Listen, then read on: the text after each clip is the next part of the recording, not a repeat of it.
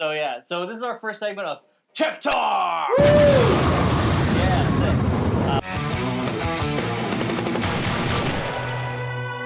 it. So I got some complaints that there was no guitar audio examples in the last Vigier clip, so we hooked up this nice chain of pedals so you can hear how beautiful it sounds.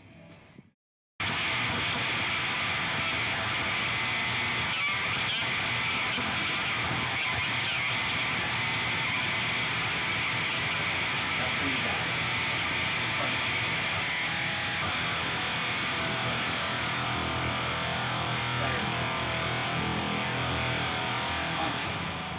The color of your hardware. Yeah. Choose different fingerboards. Totally. Yeah, like I asked specifically for black hardware on my stuff, and they were nice enough to hook me up with that, just because I'm an anti-chrome kind of dude. But yeah, I don't blame you. You can look on my bass. The chrome is just destroyed. But this bass is another good example. This thing has been. I've been playing this one for like 5 years, and. But like 5 years, like constantly, not like. Yeah, like every day and touring like 100 100 days a year maybe. Yeah. And you know, I mean, this bass. Just in 2017, we did a tour in January right before NAMM. So we started in Phoenix, and it was like 95 degrees, and it ended in Boise, and it was like negative 10 degrees, because that's what happens in January. Yeah. Like, the neck doesn't move. It's usually in tune when I get on stage to do sound check. So awesome. It's just crazy. I mean, and then we did that European tour together, where we were opening for Dillinger, and like we covered all of Europe, which was super hot, and then we went to Russia, which was cold as hell. And shouldn't say hell shouldn't be cold, but still, well, it's like you could do anything, and like it never has a problem. I just put it in the case and I check it. It's like, unless they lose it, which I guess is likely to happen, you know, that's it. Yeah. I hate TSA so much. Yeah. They will open it up every single time if they see your guitar. You I've gotten plenty of dings on my guitar, man. Yeah, you get a ding and then a little letter. Oh, we had to check this out, make sure there weren't. Yeah. I feel like they've been putting more dings in my guitars than I have. Bullshit. That's great. Actually, let me stop you there. I actually have one of mine that I've had some problems with tuning stability. So, Evan, can you bring that one over for us to check out? That'd be great. Thanks. Yeah, it doesn't stay in tune that well.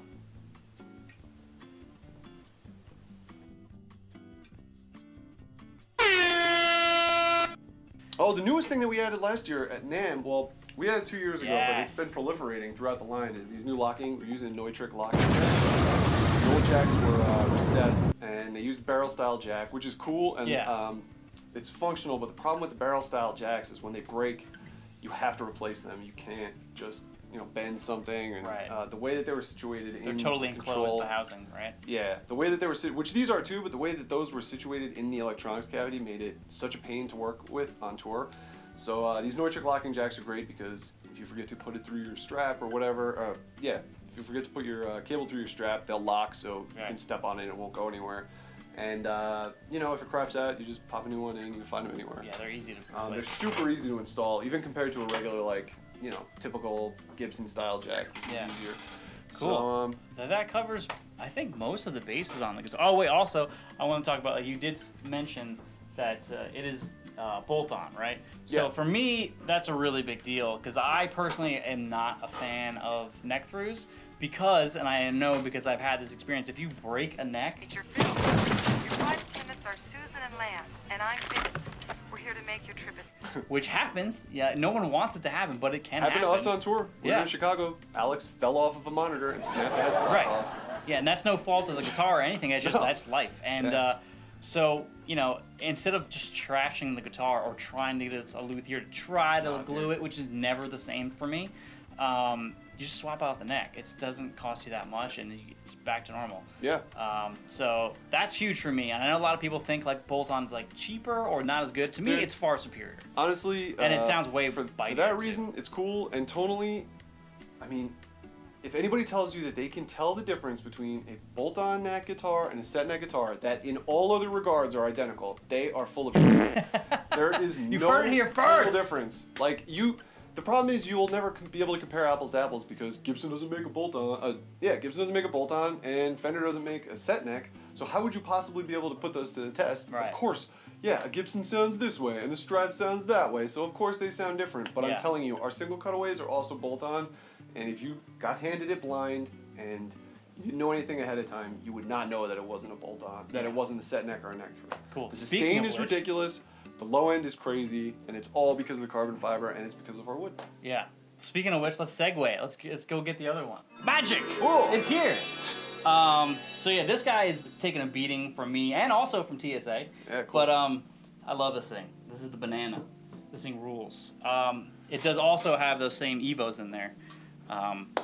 Yeah, normally this will come with the amber pickups, which as are previously cool. mentioned. They're definitely different sounding. They have their own they're a little, vibes. they're like medium high output, and the coolest thing to me about them is that they split really well. And normally when you get a 2-humbucker guitar, the splits are just like, if they even exist, they're a novelty. But with this, they're actually usable. You get real single coil tone. It's crazy how much it varies when you do this. Yeah. These come with all maple tops and actually alder bodies, which is also kind of weird for a single cutaway guitar. But you know, with the pickups and with the electronics we use, it's got all the body that you think you need. It's got all the body that you actually need. So this one actually has a rosewood board. We don't put any inlays on these because the rosewood's nice. It's the only wood that we use that we don't source in France. Oh, okay. Why is that? Do you know? It doesn't grow in France. You got to get it from India. So wow. When you order this, it has to go through the CTES customs bullshit. Fuck you, government issue. But we do supply all the paperwork that you need. Yeah, let's talk about the bridge on this one. The bridge is cool. We use a proprietary stop tail piece that Patrice designed, and it's different than the other tail pieces. Are you kidding me? How does he not know? He must. Hello? Does he not see the camera? This one has a different bridge, obviously. It's got our own stop tail piece. And you'll see it's like a lot different than a typical like ABS style or Gibson style. There's no sharp edges on anything. Yeah, so when you're nice, palm man. muting, it's super comfy. Everything locks. So there's like set screws on the post, there's set screws on the saddle, there's set screws on the retainer down here. So when you change your strings, your bridge doesn't fall all over your guitar, denting it and fucking it up and being annoying. So mostly like the internal or like the basic of the guitar stuff, it's like the same, right? As the Excalibur, all the hardware is essentially, except for the bridge, like the pickups. Tuners are the same. It's a shorter scale length. Right. The Excaliburs are actually 25.8 inches, which is a little 25.6 inches, a little bit more than 25 and a half, and this one's 24.8, so it's a little hair over 24.75, like normal single cutaway guitars. But yeah, that's it. This is just like it gives you everything that you think you want from this shape. Yeah. You know what I mean? And all the benefits. I have the Les Pauls, and I pick this one first every time. Not to discredit those, but for me, I gravitate towards this. Maybe it's because it's fucking obnoxious looking, but I just love it so much. Well, yeah. Yeah, cool. All right, let's move on to the bass. Bass. This is the XS. We only got one bass today. This one's mine. We make 3 bass models: the XS, the Arpege, and the Passion. Arpege and Passion are a little bit more modern styled. This is like the more traditional looking bass. This is the bass that Roger Glover from Deep Purple plays. He's been with us since 1986. This is actually my bass. This is what I tour with like I've seen that. 100 days out of the year. Yeah. Scott! What?